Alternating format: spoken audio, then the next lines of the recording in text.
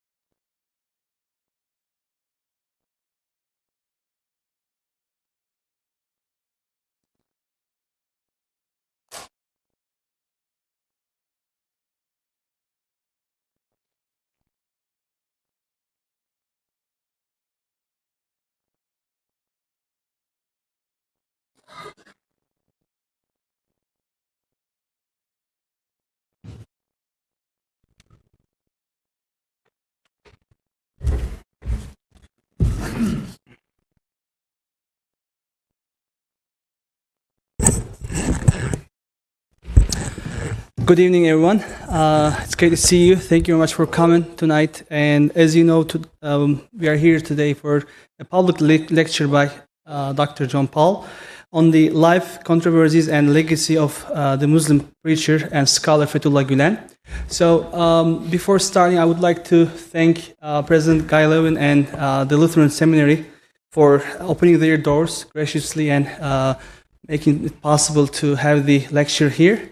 So before moving forward, I would like to start with a video in a memory of Fethullah Gülen to just give a sense of his life and legacy, and then we can continue after that. So here is the short video.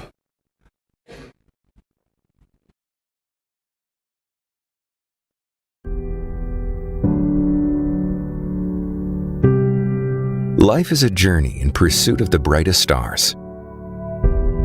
It is a treasure that some cherish, yet squandered by others who go after fireflies. The direction we choose is ours alone to make.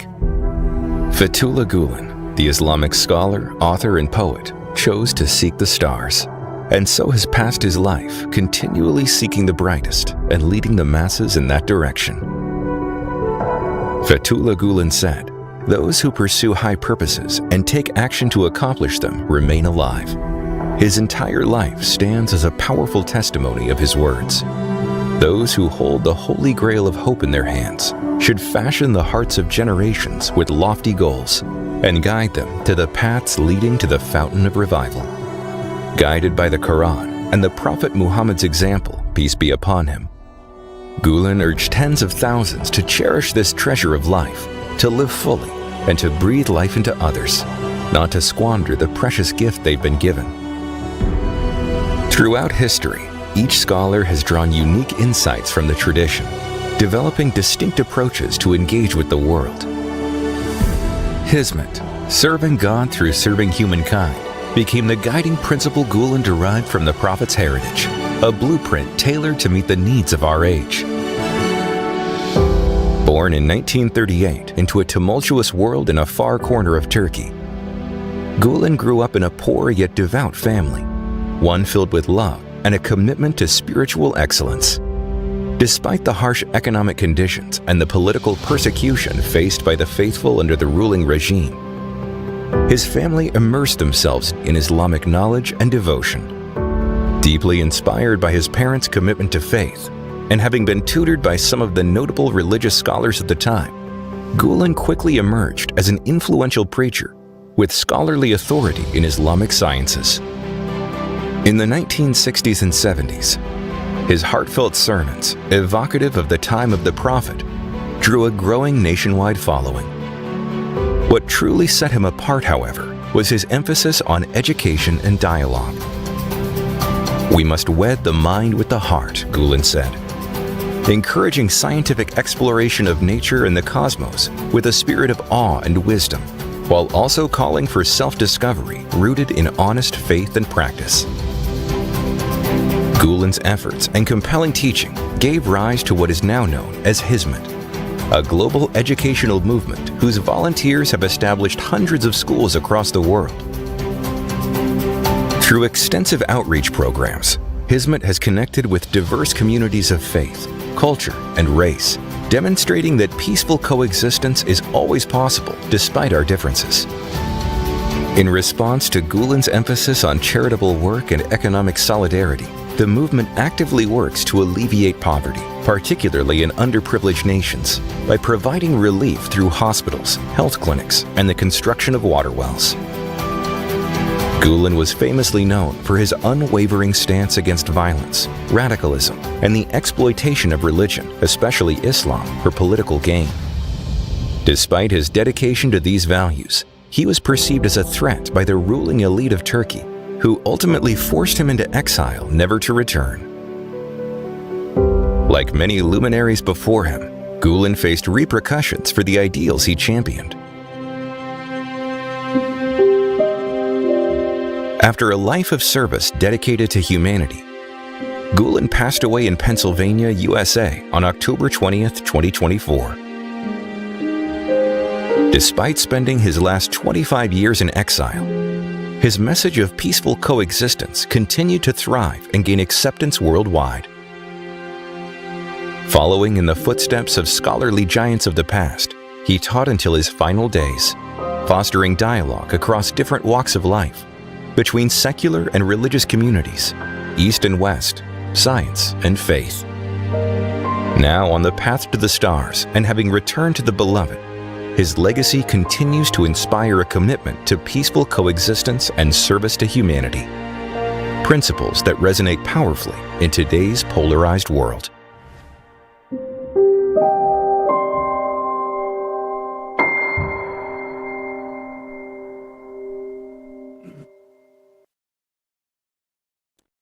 All right. Welcome again. My name is Saeed. I'm the Executive Director of Peace Island Institute, Pennsylvania. And we have the great honor and pleasure to have Dr. Jon Pahl with us tonight. So among many qualities, as you know, he's the author of this book, Why a Muslim Scholar in Pennsylvania Matters to the World, a life of Hizmet Fethullah Gülen. So as you know, that's going to be our main topic tonight, the life, controversies, and legacy of the Muslim preacher and scholar Fethullah Gülen. As you know, he has passed away October 2024, just several months from now. And so again, thank you very much to Lutheran Seminary for opening their doors for this important event. Behind you, you'll find coffee and tea. Please help yourselves. And there's also baklava. While enjoying the speech, you can also enjoy the refreshments back there. And so in our event, first we'll start with having the pleasure of listening Dr. Pahl. After that, we'll have a Q&A session. If you have any questions, at that point you can raise your questions. And after that, if you'd like to stay more, Dr. Pahl will be with us to sign your books. So that's mainly our event. I hope you'll enjoy it. So let me have the honor of introducing Dr. Pahl. Dr. Pahl is a historian of American religions and the history of Christianity, a public theologian, and an award-winning teacher, musician, and community activist. He received his BA from Valparaiso University, MTS from Trinity Lutheran Seminary, and Ph.D. from the University of Chicago Divinity School. Dr. Pahl has spoken with audiences at Oxford and Cambridge universities, Stanford, Yale, Princeton, and many other academic venues around the globe. In addition to his work as a youth minister, lay preacher, administrator, board member, and teacher in many diverse congregations and agency settings, he is currently writing a book with the title A Coming Religious Peace, which we may have to update that. Dr. Pahl has published dozens of articles, essays, columns, and reviews, has appeared on media outlets from the BBC to ABC, and is author or editor of 6 books, including Shopping Malls and Other Sacred Spaces, Putting God in Place, An Empire of Sacrifice, The Religious Origins of American Violence. And this book may have him travel the world, maybe the most. He cannot talk a lot more on that, but I think he traveled a lot and talked in many different venues, in many countries and continents, so he can give also more, during his speech, more about how it led him, and I know he's now a well-known scholar on that, and many people recognize him. Thank you very much for being with us here tonight. We are looking forward to your speech, Dr. Pahl.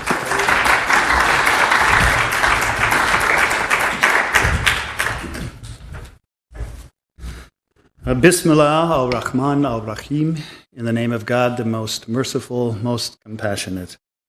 May the words of my mouth and the meditations of our hearts be pleasing to you, O God. Yak Shamlar. Good evening. Thank you for being here. And thank you to our president, Reverend Dr. R. Guy Irwin, and to our dean, Dr. Teresa Smallwood, for accepting to host today's conversation. I hope it becomes that. Thank you also to David Krieger, the executive director of the Dialogue Institute and the Journal of Ecumenical Studies at Temple University also for their support. I have to start with an apology. My theme this evening is a little different than advertised. Over the years, I've given many talks about the life of and work of Fethullah Gülen, often highlighting his work as a peace builder as the inspiration for the global Hizmet community. The very structure of the biography I wrote describes how his life and work exemplified 5 what I call seeds of deep peace. In other words, I think his life and teaching offers a template for peace growing through learning, through the nonviolent practices at the heart of Islam, such as prayer and pilgrimage, through engaged empathy, through principled pluralism, and through a mode of organizing akin to social enterprise. Still think it's important to emphasize that dynamic over and against the big lie of the current regime in Turkey that called him a terrorist. But now that he has died, and may he rest in his well-deserved peace, I'd like to highlight another aspect of his life and work. And so my title for tonight is Oppression, Endurance, and Flourishing in the Life of Fethullah Gülen and in the global Hizmet community. What I hope to say is that from his birth, Fethullah Gülen was, in the words of Prophet Isaiah, peace be upon him, despised and rejected by others, a man of suffering and acquainted with sorrows. And yet again, following Isaiah, as the rain and the snow come down from heaven, and do not return there until they have watered the earth, making it bring forth and sprout, giving seed to the sower and bread to the eater, so was the life and work of Fethullah Gülen, an example of endurance and flourishing, of love lived reliably for others. He grew in love, and the global Hizmet community grew in its service to humanity, not only in spite of repeated oppression at the hands of the Turkish state, but because Gülen and Hizmet grew and flourished by turning oppression into an occasion for growth. I'll move through Mr. Gülen's life and the growth of Hizmet in 3 steps. First, his early life, including his mandatory military service and early preaching engagements, under the heading Imprisoned and Vilified, but a Community Grows. Second, his working career, especially in Izmir and Istanbul, under the heading Silencing That Backfires Badly. And finally, his years in America since 1999, and especially the years from 2013 until his death last October, under the heading The Man Without a Nation and the Future of Hizmet. Sound okay? All right, let's go. Earliest years, imprisoned and vilified, but a community grows. From his birth, Fethullah Gülen was obstructed by the Turkish state. And I am not exaggerating. Fethullah was the second child and first boy born to Rafia and Ramiz Gülen. He was born, as you saw in the video, in 1938 in the tiny village of Korcuk in northeastern Turkey. But for many years, until very recently, his birth year was listed in many publications as 1941. One of the puzzles I faced in writing his biography was figuring out that disparity. The answer, it appears, lies in a petty Turkish government official's hostility to religion. Turkey was more than 90% Muslim by identification, but Mustafa Kemal Ataturk's experiment in founding the Republic of Turkey in 1923 was to impose secularism in public life and to control religion through a government agency, the Presidency of Religious Affairs. What this meant is that when Ramiz Gülen went to register the birth of his first son in 1938, as required by law, a governmental official refused to do so because Ramiz had chosen the name Muhammad for his son. The name was too Islamic, so the story goes. So Ramiz left. with his son's birth unregistered. By April 1941, when Rafia and Ramiz had another son, Sebgatullah, Ramiz had befriended a governmental official he took with him to register the second boy. He hoped to register Fethullah at the same time. He did so, making Fethullah's birth officially April 27, 1941, but the registrar refused to record the name Muhammad on the certificate. Henceforth, he was officially Fethullah. So from his birth, Fethullah Gülen encountered resistance from the state. He grew up in what his sister Nuriyat called a happy family. Ramiz was an imam in several villages in northeastern Turkey, eventually settling at a call in the large city of Erzurum. Rafia was Fethullah's first Quran teacher, and she must have been a good instructor. Fethullah became a hafiz, memorizing the entire sacred book by age 12. By then, he had also left the public schools and enrolled in a madrasa or theological school and spent time studying with various Sufi sheikhs, most notably Muhammad Lutfi, the Imam of Alvar, a regionally famous figure. About 1956, most likely, Fethullah discovered the works of the Kurdish reformer and theologian Said Nursi, who had been born in 1877. Nursi sought to unite science and religion, but he was also an advocate and activist for a robust public role of Islam in Turkey. His activism made him, along with his Kurdishness, suspect to the state authorities. Nursi consequently spent more than 20 years in various Turkish jails, even more years in exile, and he saw his major work, the Risale-i Nur, or Epistles of Light, a 6,000-page commentary on the Quran, banned throughout Turkey. It circulated in hand-copied texts, one of which Fethullah Gülen began studying in the 1950s. He would eventually identify himself with Nursi's attempt to bridge science and spirituality, and his attempts to end the threefold problems of ignorance, poverty, and violence or disunity, which Nursi had identified in the 1920s. In time, Gülen would also identify with Nursi's persecution. Fethullah was licensed to preach in Turkey in 1958, and he was appointed to the tiny Akmesjid Mosque in Edirne, in far northwestern Turkey's Thrace province. He served there with distinction, being recognized early as a powerful preacher and being promoted to two larger and more significant mosques within 3 years. But in 1961, he took a leave from Edirne to fulfill his mandatory military service, his 18-month military service. He was first appointed to Ankara, the capital of Turkey, and then to Iskenderun on Turkey's Mediterranean coast. It was in Iskenderun that he had his first serious run-in with the state. In May of 1960, Turkey had experienced one of the recurrent military coups that have dotted the history of the republic. The military had taken on the role of custodians of Turkey's secularism, and so opposed any public expressions of Islam not in keeping with the narrow government platform. Fethullah Gülen had been invited by one of his commanders in Iskenderun to preach the Friday sermon at a prominent mosque, with the commander in attendance, and he did so for weeks with no trouble. But one of the local newspapers caught wind of one of his sermons, and that newspaper story led to his military detention and an investigation.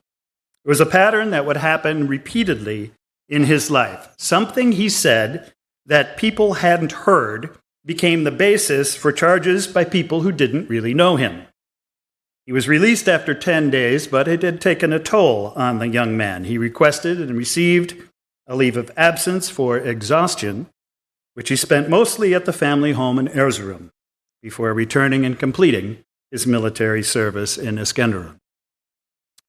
In early 1964, then, he returned to Edirne, now as Quran teacher and preacher at Darul Hadis Mosque, sorry for my pronunciation, which dated back to the 15th century.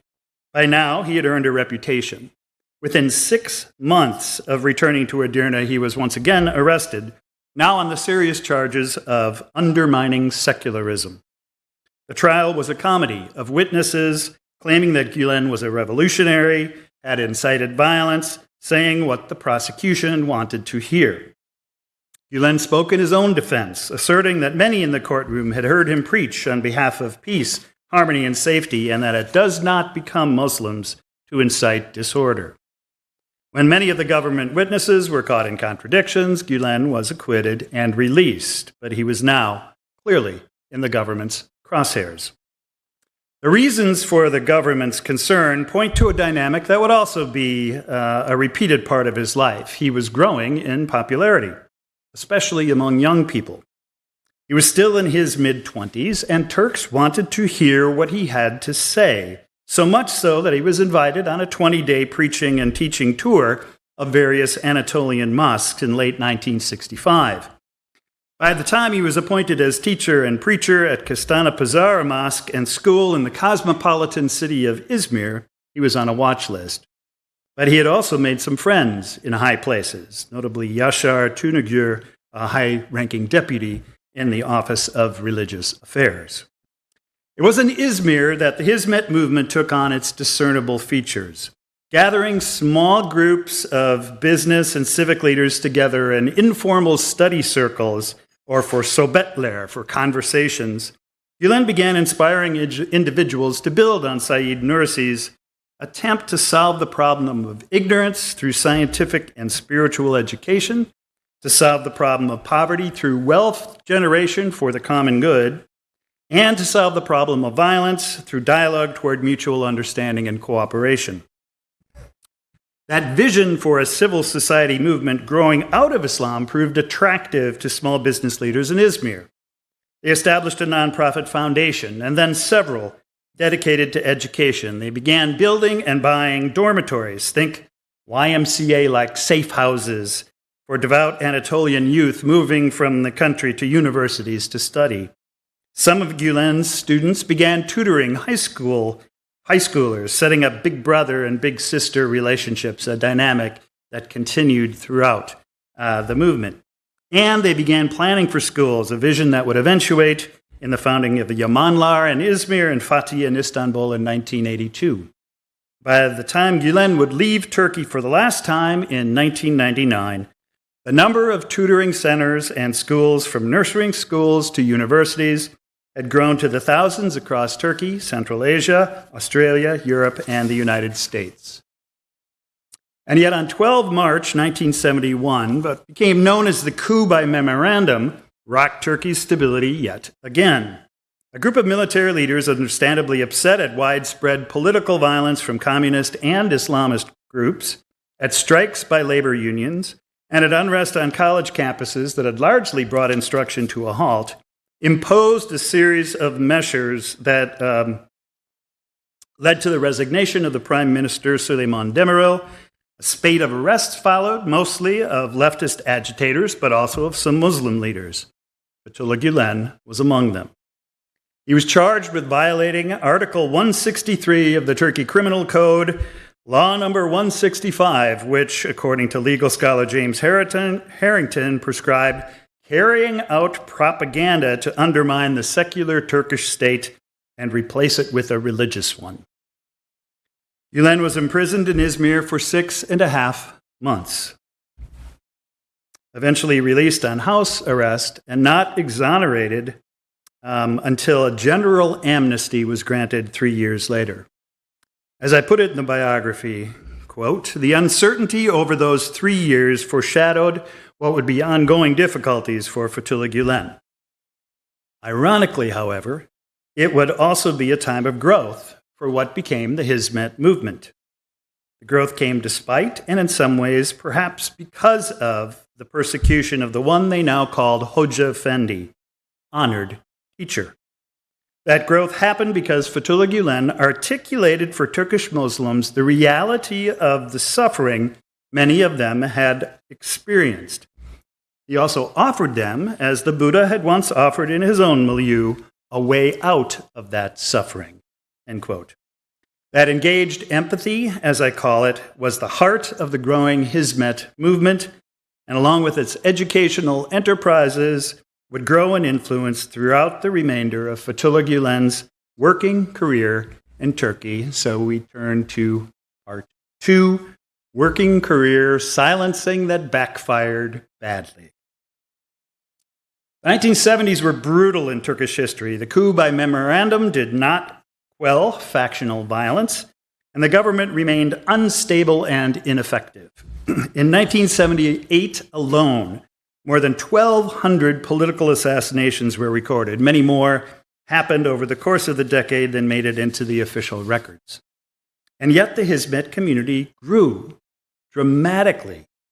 Fethullah Gülen preached regularly in mosques in Turkey's Aegean and Marmara regions to packed rooms and to people gathered outside to hear him on loudspeakers set up to amplify his voice. In 1977, he went on a national preaching tour, including a Friday sermon in Istanbul's beautiful and prestigious Sultanahmet Mosque.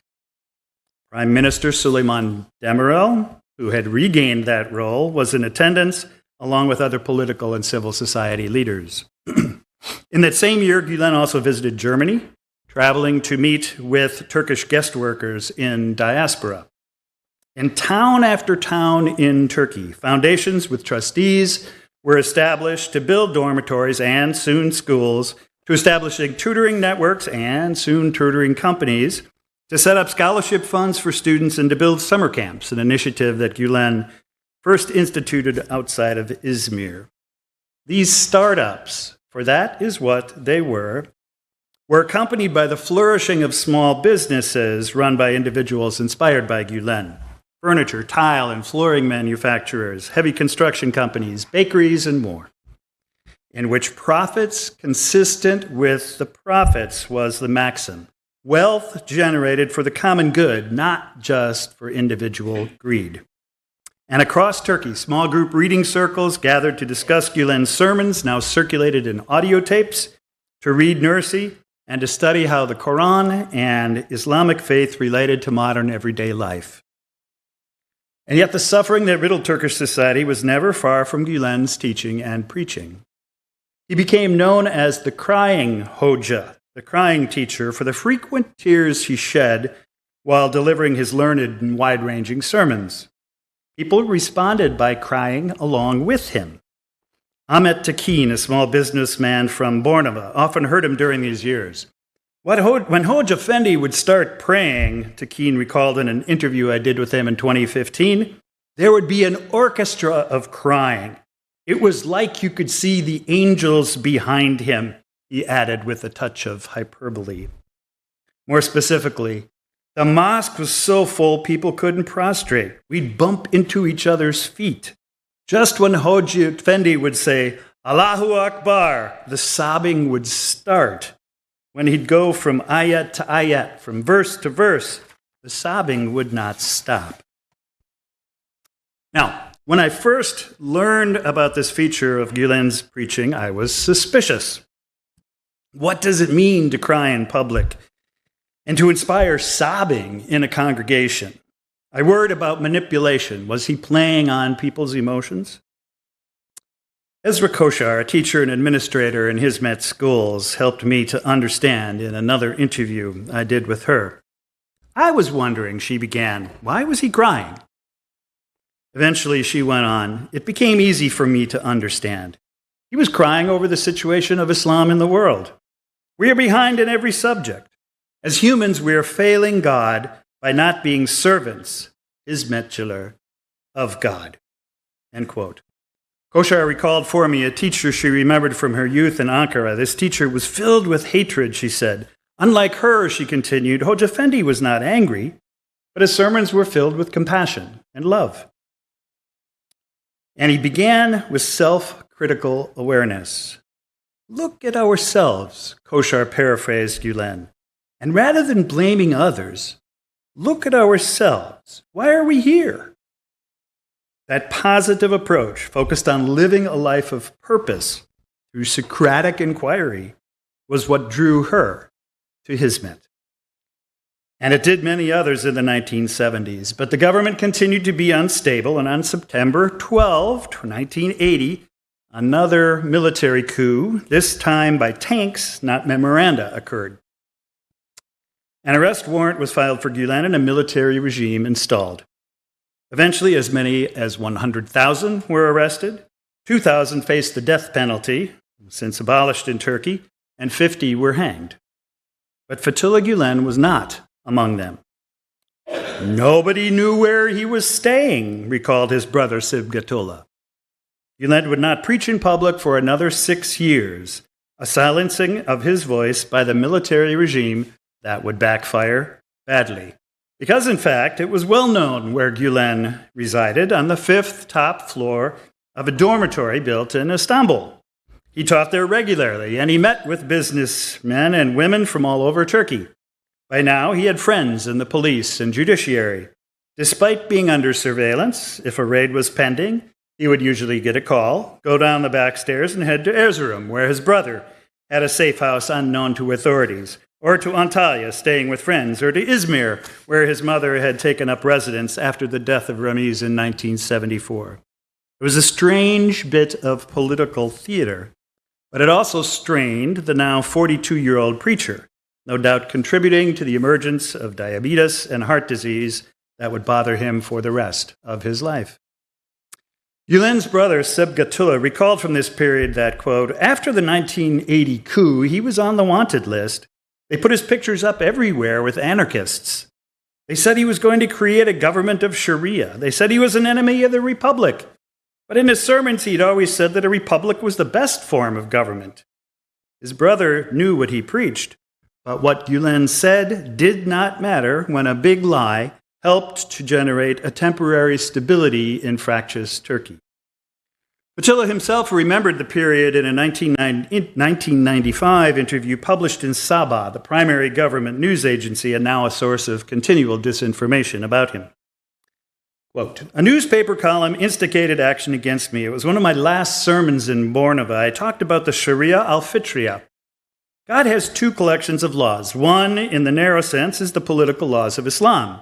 The other is the principles to govern the universe and life, the natural laws that are the subject matter of the sciences. In Islamic terminology, this is called Sharia al-Fitriya. Respecting these two collections of laws will make us flourish in this world and the next. The Muslim world remained behind the West because it opposed Sharia al-Fitriya. I explained this matter to the congregation. I encouraged them to undertake scientific research and advancement. However, the next day, a columnist wrote about this and claimed I had made propaganda for Sharia, meaning the political laws of Islam. The matter was investigated officially by the public prosecutor's office. Later, this office understood its mistake and referred the case to the head office of the Religious Affairs Department. This office said no action was needed, but I guess, just as today some people are allergic to the word Sharia, the martial law commander in Izmir was bothered by that word. He put me under surveillance. The situation was very difficult. Of course, some people supported me, but it was very hard to make the military regime listen, end quote. And yet others were listening in sohbets and more formal lectures on the 5th floor in Istanbul, at iftar dinners in Izmir, at prayer in Erzurum. The government effort to suppress Hizmet coincided with its spread throughout Turkish civil society.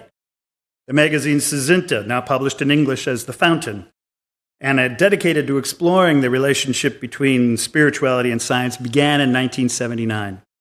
The newspaper Zaman, which means time, was founded in 1986 and would grow to become the largest circulation daily in the country by 2010. The same year saw the beginning of the television network Samanyolu, the radio station Dunya, both of which also flourished for the next 2 decades. All of these startups, run by people inspired by Gülen but not beholden to him, were tragically closed, and the assets seized by the Turkish government in 2016. Fethullah Gülen returned to preaching briefly in 1986, beginning a focus on the Prophet Muhammad, peace be upon him, and his example of hoşgörü, dialogue and respect for the dignity of cultural and religious differences that would occupy the remainder of his formal preaching years. He went on his 3rd and final Hajj to Mecca in the same year. While in Saudi Arabia, he learned that charges had once again been filed against him.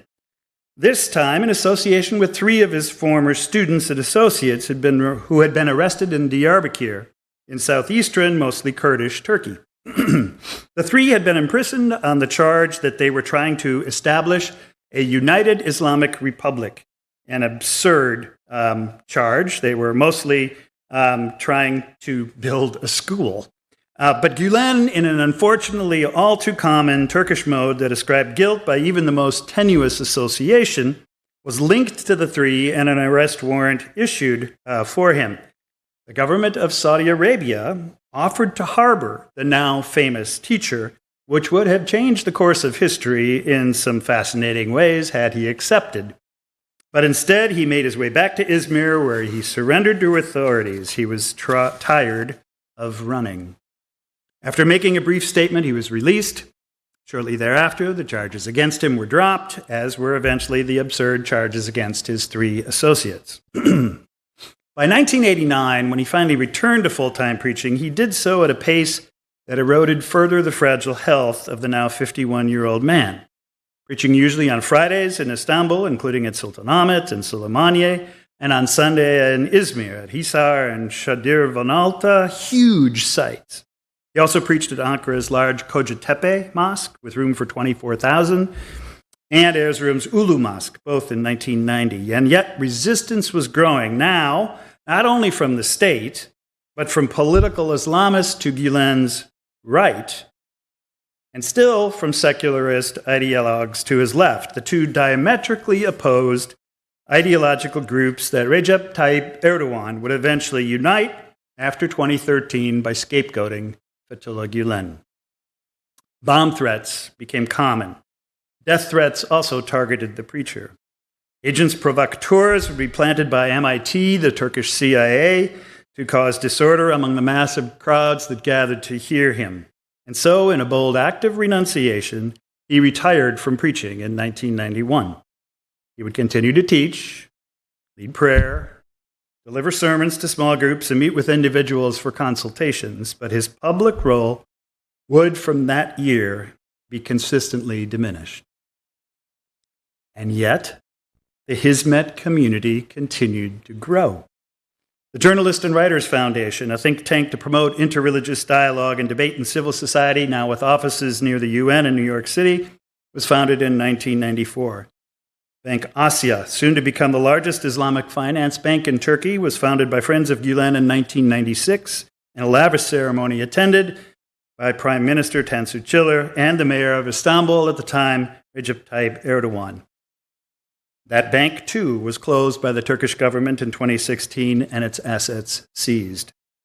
And on February 28, 1997, what some observers have called a postmodern coup, due to its largely bloodless and ostensibly legal operation, installed yet another government led by the military and landed the mayor of Istanbul in jail on charges of inciting hatred for a nationalist and Islamist speech he had delivered.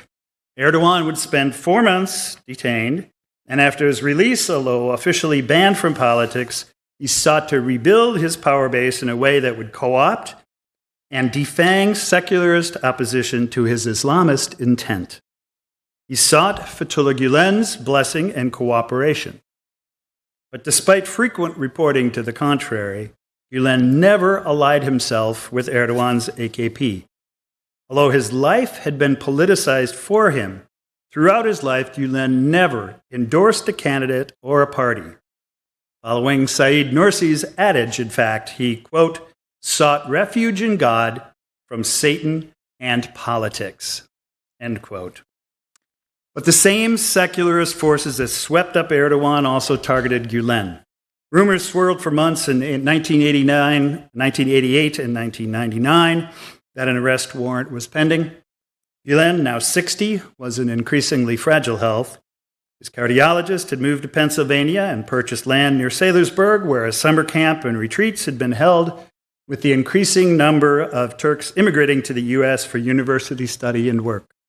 And so on April 21, 1999, under a cloud of suspicion that would lead to another inquiry into his activities that would drag on for years, Fethullah Gülen departed his beloved country for Pennsylvania, never to return. So much for part 2. Part 3, In America, the man without a nation and the future of Hizmet. Since 1999, the leading plotline in Turkish history is the way Recep Tayyip Erdogan consolidated power by uniting secularists and Islamists in a fragile but durable coalition. He did so by co-opting much of the language of Hizmet, articulating a political platform increasingly aligned with Hizmet aims: pro-democracy, pro-civil society, pro-women's equality, and pro-EU accession for Turkey. These would prove illusory, as Erdogan gradually shed these goals for an authoritarian and kleptocratic state following the Putin so-called strongman model. Gülen had consistently articulated doubts about the sincerity of Erdogan's intentions for civil society, but he could not possibly have imagined the degree to which Erdogan would violate both Islamic and democratic principles in the coming decades, persecuting anyone even tangentially associated with Gülen. The 1999 inquiry into Gülen's activities, launched in Istanbul less than a month after his departure, was led by a military high commission that was tasked to determine whether Gülen was a threat to national security. It took years, as various prosecutors engaged wild speculations such as that Gülen was an agent of Mossad, the Israeli secret police, or a secret cardinal of the Pope. He had met with Jon Paul II in 1989. Report followed report in a series of bureaucratic and legal maneuvers that would go on for 8 years until 2008, at which point Gülen was, of course, acquitted of all charges. But by then, the government had gathered extensive information on the tutoring companies, schools, foundations, real estate, and other industries and social enterprises that people inspired by Gülen had started and grown. Most notably, in 2004, as you saw in the video, people of Hizmet began a disaster and relief agency, Kimse Yok Mu, which means, is anybody there? That would quickly grow into the most efficient and well-funded NGO in Turkish history. But that information, gathered between 1999 and 2008, would eventually prove exceptionally helpful to Erdogan once he had established his base and revealed his real and ruthless face. That process began in 2013. A series of corruption inquiries had largely defanged the military and given Erdogan, by this point the prime minister, control over the secularist segment of Turkish society, along with his political Islamist supporters. Gülen's role in Hizmet by this point from America was largely consultative. He spent his time teaching with students who gathered at the retreat center from around the world and in meetings with people leading various initiatives. The schools had expanded to over 135 countries, with special concentrations in Africa, especially in South Africa, where there were 38 educational institutions built by people of Hizmet, and the United States, where people inspired by Gülen began establishing charter schools, usually math and science academies, often serving poor and marginalized populations in urban centers. Being with the oppressed is the same as being with God, Gülen encouraged people, evoking the language of liberation theologians from many traditions.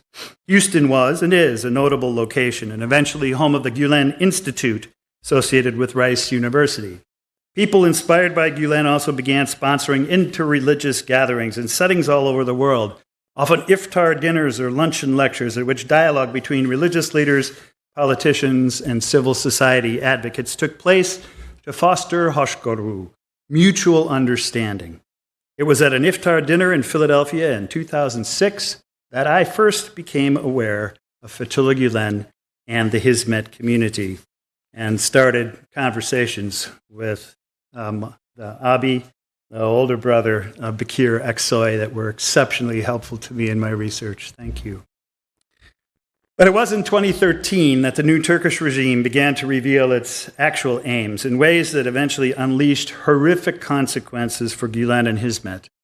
Already in 2010, in the Mavi Marmara incident, Gülen had criticized the illegal flotilla to Gaza in ways that had enraged Erdogan and many in a significantly anti-Semitic Turkish populace. Then the Gezi Park protests broke out in 2013, opposing Erdogan's plan to build a shopping mall. Istanbul has lots of them on the last green space near the historic Taksim Square. The protests were ruthlessly policed with riot police, tanks, and tear gas. My oldest son, Justin, was living in Istanbul at the time and was a participant. Gülen raised objections to the violence, arguing that, quote, telling people at the helm of the country, I have such and such ideas, should not be a crime, end quote.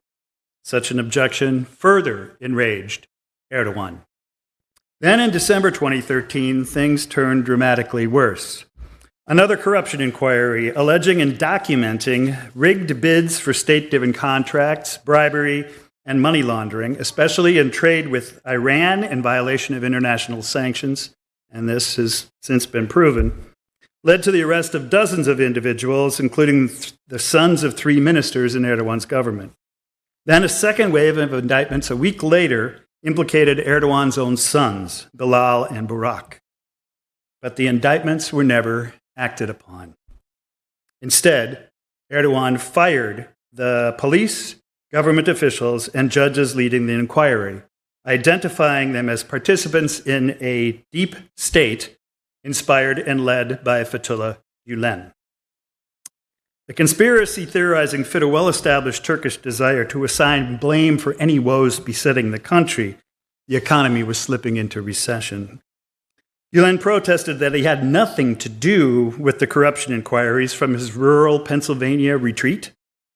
If there were people inspired by him involved in uncovering corruption, he asked, was he supposed to tell them to stop trying to stop corruption? Gülen affirmed again his commitment to the rule of law, to nonviolence, and to his nonpartisan platform of education, interreligious dialogue, and social enterprise. But this scapegoating of Fethullah Gülen by the Erdogan regime that began in 2013 has continued and expanded in a series of human rights violations to which almost nobody is paying attention. Turkey has the second largest army in NATO. Strategic so-called realism on the part of Western democracies has trumped any moral responsibility to protect the vulnerable in ways that have demonstrably eroded democracies not only in Turkey, but around the globe. Turkey has been a test case in the rise of authoritarian regimes with a democratic veneer. Then a failed or staged coup, it will take historians decades to find out what really happened, on July 15, 2016, solidified the scapegoating of Gülen. The day after the military operation was put down by the military, Erdogan began to detain, imprison, and sack anyone on the extensive list his government had prepared of people associated with Gülen, based on that list built between 1998 and 2008. Those operations continue down to today and have reached global dimensions, with Turkey buying foreign governments' favor to extradite and imprison people of Hizmet. Gülen protested, but also drew on his past experiences. We have gone through these kind of things many times, he recalled. And a long quote now. I was sentenced to 6.5 months in prison on the charge of penetrating the state apparatus at the time of the March 12, 1971 military memorandum. Then, in the wake of the September 12, 1980 military coup, the authorities tracked me for 6 years as if I were a criminal. Raids were carried out, our friends were harassed. In a sense, it became a sort of lifestyle for us to live under constant surveillance in a coup atmosphere. What we are seeing today is 10 times worse than what we saw during the military coups. But despite everything, I don't complain. This time we face similar treatment, but at the hands of civilians who we think follow the same faith as us. I should acknowledge that this inflicts extra pain on us. All we can do is say, this too shall pass, and remain patient. In the face of persecution, Gülen's consistent message was not to hit back, but to keep the faith. Quote, return their bad actions with goodness, he preached. Do not cease doing good, even to those who have harmed you. Repaying evil with evil implies a deficiency in character. The opposite is nobility." End quote. The charges against people of Hizmet somewhat beggared belief. As theologian Philip Clayton put it, quote, "It would require a massive conspiracy theory to connect Gülen with the gun-carrying rebels in the military in this coup event. For example, one would have to say that all of Gülen's teaching were merely a hypocritical pretense. All his claims that violence is never justified," that is very kind of you, thank you, was merely a way to mislead opponents, while Gülen orchestrated violence aimed at putting him and his followers in charge of the Turkish government. He only preached peace because he really wanted war. It doesn't make sense. End quote. What does make sense is that the Erdogan regime, which almost daily since 2010 has demonstrated its ruthless, corrupt, and violent tendencies, saw in scapegoating Gülen and Hizmet a trope that worked and exploited it. The toll has been heavy. In a 2022 report, Advocates of Silence Turkey, a group begun by people harmed by the purge and seeking avenues to make its human rights abuse better known, estimated that over 160,000 homemakers, teachers, NGO workers, academics, judges, prosecutors, and journalists have been unlawfully imprisoned by the Turkish government. Many of these individuals were arrested merely for possessing books by Gülen or by having a checking account at Bank Asya, among other specious charges. Many thousands of others have had to flee the country as refugees for fears of being linked to terrorism, the big lie that Hizmet, a service movement grounded in Islamic spirituality and practice, was the, quote, Fethullah terrorist organization, or FETO. As many as 10% of Turkey's civil servants were fired, as were leading academics, journalists, physicians, and other scientists, more of whom have fled the country if they were able, leading to a brain drain that will harm Turkey for generations. In the business sector, the government closed over 3,000 schools, dormitories, hospitals, tutoring centers, and relief agencies. They also shuttered over 200 media outlets, not only those associated with Gülen, but any that might have any dissenting voice to that of the state. In these processes, the state seized, nobody knows for sure, up to $50 billion, maybe, from these social businesses. Most of those assets have since been channeled to cronies and associates of Erdogan, often through foundations set up to run them. These are facts, not conspiracy theories, as people in this room tonight could attest from their lived experience. Yet throughout it all, Fethullah Gülen, increasingly frail, continued to urge people of Hizmet to grow peace through the principle that he had learned from Said Nursi, Muspet Harakat, consistent, positive action on behalf of the common good, not reactive to evil, but seeking to transform it toward goodness. He continued to live simply in a 2-room apartment in the retreat center in Saylorsburg with a single bed, some books, and small jars of soil from the places where he had preached. He continued to pray 5 times a day, as he had from the time he was 4, and he read, taught, and wrote, living the life of the scholar he was. In contrast, the president of Turkey built for himself a palace with 1,100 rooms, including a bunker to withstand chemical, biological, and nuclear attack, to the tune of a price tag of roughly $600 million. The first guest of state to that palace was Pope Francis, a sad choice by the Vatican. The second was Vladimir Putin, a completely logical visitor. I'm often asked at public events to speculate about the future of Hizmet. How can the movement endure systemic persecution and disinformation like this? And now, how can the movement endure the loss of the man who inspired it all? I don't have a crystal ball. I'm very happy as a historian, trying to track with some accuracy the trajectories of the past. But if the past is prologue to the future, then we can suggest from the story I've told tonight that the endurance and even flourishing of Hizmet is a given. The pattern here is the pattern from the 1980s. The attempt to silence Hizmet backfired badly and led to the growth of Hizmet as Fethullah Gülen traveled from village to village, city to city, earning the trust of citizens and growing a movement. He would say he simply encouraged people to be better Muslims. And a similar pattern is not a matter of speculation now, but a fact. In Germany, where thousands of new former Turkish citizens have joined the two previous generations in Berlin and Frankfurt and Köln and München and more. I was fortunate to complete a 14-city and 14-day speaking tour in Germany in 2023. We'll never do that again. Speaking to packed houses everywhere I went. And the future of Hizmet is already evident in Canada, where I spoke a month ago in Kitchener and Toronto, again, to full houses of Canadian citizens friendly to Hizmet alongside Turkish expats and refugees, and the children of immigrants from 3 decades ago, now naturalized Canadians living out their Hizmet in their native land.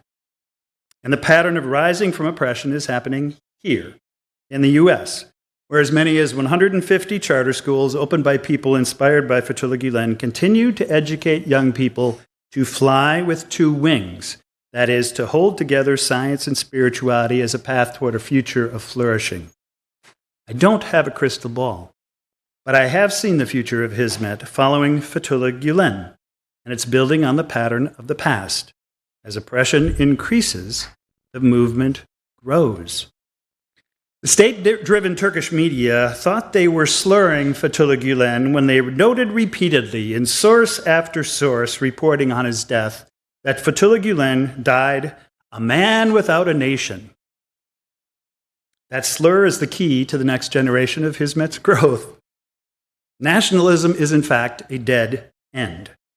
We are witnessing its last gasp in the retrograde and repressive religious nationalisms around the globe.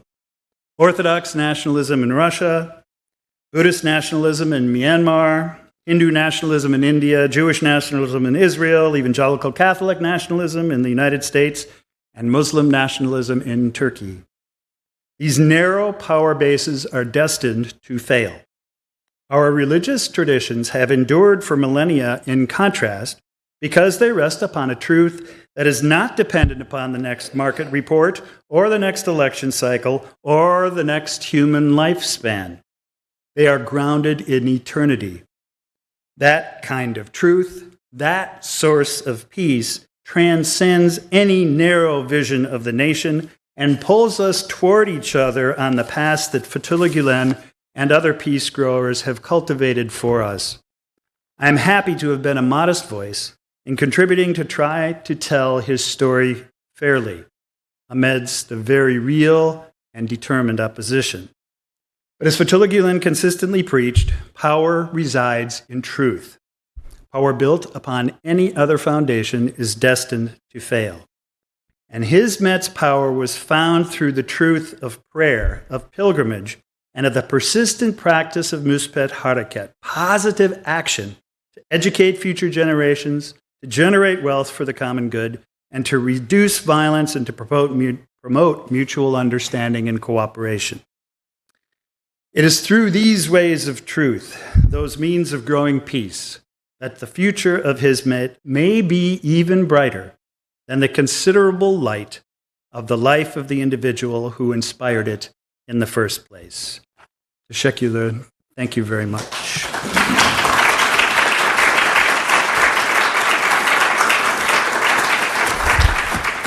I'd be happy to take a few questions if there are any. Thank you very much, Dr. Pahl. We can have questions at this point if there is any questions. If not, until you think I can start with the first question. Actually, a couple questions together. So, you mentioned that you had tours around the world, and I'm sure you had the opportunity to witness the institutions and the work of Hizmet volunteers. So you mentioned that Hizmet is trying to fight against 3 problems in the world: so poverty, ignorance, and disunity. So, what kind of activities you have seen, and how successful do you think they are to address that? That's the first question. Would you like them all together or separate? No, that's just. So the second go one. Go ahead. The second one is I think everyone would agree, Fethullah Gülen was a charismatic, strong leader, and the movement was built around his leadership. Now, considering he's not leading the movement, what, from your observations throughout the world with the movement, what do you expect, especially with accusations of being a cult, and how do you think, how do you see the future of the movement? And and the last question is, you mentioned throughout. You're going to keep me here for another hour. All three together, maybe you can compile all together. So last one is, you mentioned all the very Islamic motivation, and the schools are secular. So again, with your observations, how do you see the balance, in interfaith actions and dialogue? How do you see the balance between being very deeply rooted in Islam, motivated in Islam, and also trying to be building schools which are secular and being interfaith activities? And so, if you could address that, that would appreciate sure. that. I'm going to start with a question about Gülen's leadership. Because the style of leadership that he developed and really emphasized, and I stress this in the biography, is istishara, mutual consultation. And the example here that I use, or the comparison I make in the book, is to the Quakers and the kind of community organizing that they do. And in other words, everything is done through deliberation, debate, where all voices are welcome. Now, of course, how that actually works out in practice, some voices are louder than others, but it's that pattern of mutual consultation and that kind of organizing that is the DNA, in many ways, of Hizmet. And that does not depend on one leader. In fact, it is intentionally decentralized and localized. So in that sense, Fethullah Gülen's leadership has prepared the movement, the community, quite well. And his actual role has diminished consistently, since 1999. Your first question about poverty, initiatives in relationship to education, wealth generation, and division or violence. Hizmet here suffers from the same fate as many other peace-growing institutions and agencies, in that it's somewhat siloed. And so the future really depends upon robust collaborations with other communities and institutions with a shared vision for the future. And there are lots of examples out there: Religions for Peace, the Fellowship of Reconciliation, the historic peace traditions, and many, many more. I could talk about that for a long time. That book, Coming Religious Peace, ? Is still lurking back there somewhere, and I hope I get a chance to write it if God gives me the years. So in terms of success, I think greater success will await stronger collaboration and cooperation. And that's especially true in the poverty alleviation side of things. That can't be done without policy change, too, to address the rampant inequality that is found in the U.S. and around the globe now. Your final question, the future. I think I've kind of already answered. And so far as the community stays consistent to both its Islamic and its interreligious secular outreach, keeping them in balance, it flies with two wings. And that's the metaphor that prevails. I told this to the former president of the Gettysburg Seminary, Michael Cooper White, who happens to be a pilot, and he said, flying with two wings is a good idea. All right. So anyway. Mm-hmm. Thank you very much. I have one question here, 2 and 3. Okay. After that. Dr. Pahl, I have 2 questions. I wrote them. And first of all, you said you read everything Mr. Gülen has written and translated to English. It's been translated into English, and I stumbled my way through some of the Turkish stuff, too. Yes, sir. And you named your book, Why Muslim Scholar in Pennsylvania Matters to the World. My first question is, why does Fethullah Gülen matters you personally, and you put so much effort into that. And secondly, what do you think is the most understood aspect of Fethullah Gülen or his map movements, and that you hope your book that clarifies that? I really came to appreciate him as a person. I waited to meet him until I had a complete manuscript done. Many other scholars thought this was foolish on my part. Why don't you want to talk to him? Why don't you want to talk to him? I wanted to maintain, relative objectivity. And I've said this. The night before I met with him for the first time for a 90-minute interview, I was really quite worried. I didn't sleep well. Because what if he didn't match the paper trail? What if he didn't come across with the same kind of personality? Happy to report that he did. And I found him a genuinely warm, caring, thoughtful, well-read human being. Lutherans have various ethnic heritage, but a lot of us are, they go back to Germany, and there's a phrase that Germans use to describe somebody who's really grounded. They say he's a mensch. Fethullah Gülen was a mensch, a full human being, and was present to me in the questions that I asked him. The last time I met with him, we hugged, and he was very frail, and I knew it was probably going to be the last time I saw him.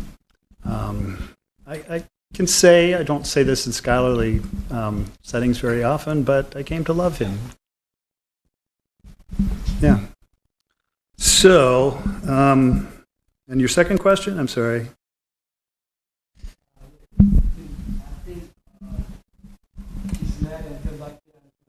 Oh, which is the most misunderstood aspect? Well, I do think many American folk especially really struggle with the deep sincerity and question, can this really be as good as it seems? I've heard that over and over and over again. What's the hidden agenda? What's really going on? And believe me, I've looked. I've tried. I'd come to this study with, University of Chicago hermeneutics of suspicion. That hasn't gone away. I looked at the evidence. I interviewed critics of Gülen and opponents of Hizmet and found their accusations uninformed more often than not. So I think that sincerity is the thing that is perhaps least understood or appreciated. And of course, this is one of his key teachings, right? Is that you don't go in with any kind of a double mind. You are fully present who you are. Now, part of the problem with that, and that leads to the misunderstanding, is that of course within Turkey you had these repeated patterns of persecution, and so people learned to be quieter and not be as transparent. This is one of the things that has been changing as Hizmet takes root in democratic republics, that sort of transparency necessary of nonprofits and things like that. That's been a learning curve, I would say. Yes. Hi. Hello. Actually, you answered some parts of my question, but I'm gonna... We're on the same page then. So I read some of the reports from respected media outlets, specifically The Economist and The New Yorker, and they were surprisingly negative. They put a negative picture of Gülen. Why do you think that happened? And do you think Turkish government has an influence on these media outlets? They've spent millions of dollars in a disinformation campaign. There's no question. The Turkish government had a role in the negative coverage of Gülen. Yes. Okay. his is also answered. We're all on the same Yep. page. That's great. I saw one here and second here. Hi. Hello. Thanks for the speech, by the way. So my question is, what do you think, because you mentioned that you've met Mr. Gülen a few times and you've read all of the work that he has been translated into English. What do you think is one missed opportunity or something that maybe the movement has not fully understood from Gülen's teachings? His advocacy for the full equality of women. Okay. I mean, Turkey is officially an egalitarian society, but in practice it's deeply patriarchal. And it seems to me that is an area that the community is still growing into, recognizing, Fethullah Gülen's advocacy for the full equality of women and, women's participation in public roles and leadership roles across domains and in the community as well.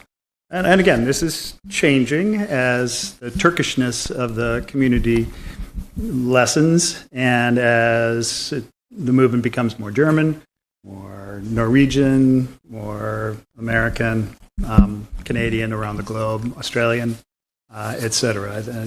I've seen a pretty significant change just in the last 5 years.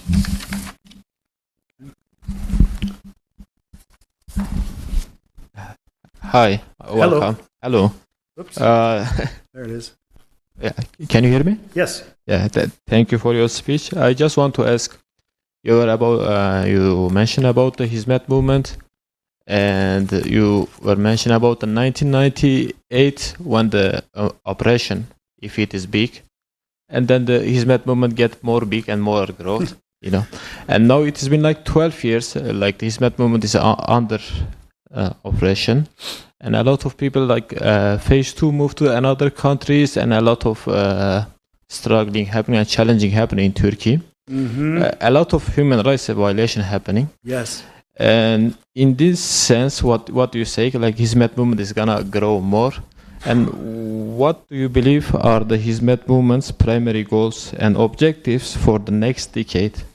And how do you think it will adapt to changing global circumstances? Well, I can say this, whatever the aims will be over the next 10 years, they will be arrived at through mutual consultation, through istishara.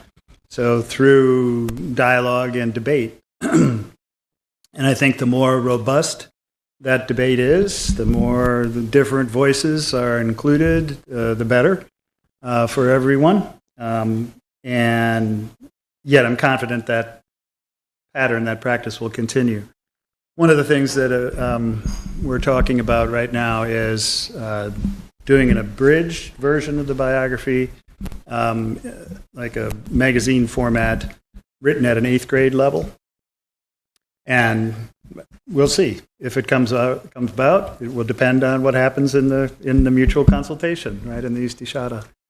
I am happy to report that the Spanish language translation of the book is coming out within the next couple of weeks. The French translation will also be out very soon. I wrote a new introduction for it.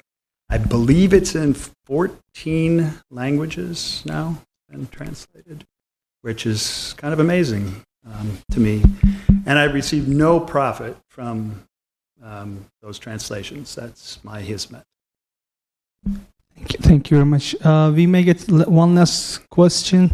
I have a question, but it's like comments. Would you like to have a comment? No, I'm not going to say my own comments. I asked a similar question about what we're not doing right in Hizmet to Orzoltes. He studied Hoca Efendi's life, and you study his life, and your answers are the same. He also said having an equal platform for men and women is crucial in Hizmet. Yes. And he also said it's growing.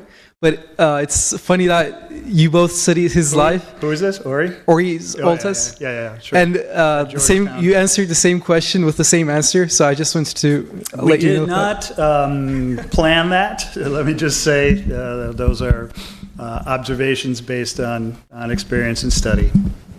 In other words, there's no conspiracy between, the American, Gülen scholars. All right. Well, thank you very much again for coming, and I hope it was informative to you. And keep the faith. Thank you very much.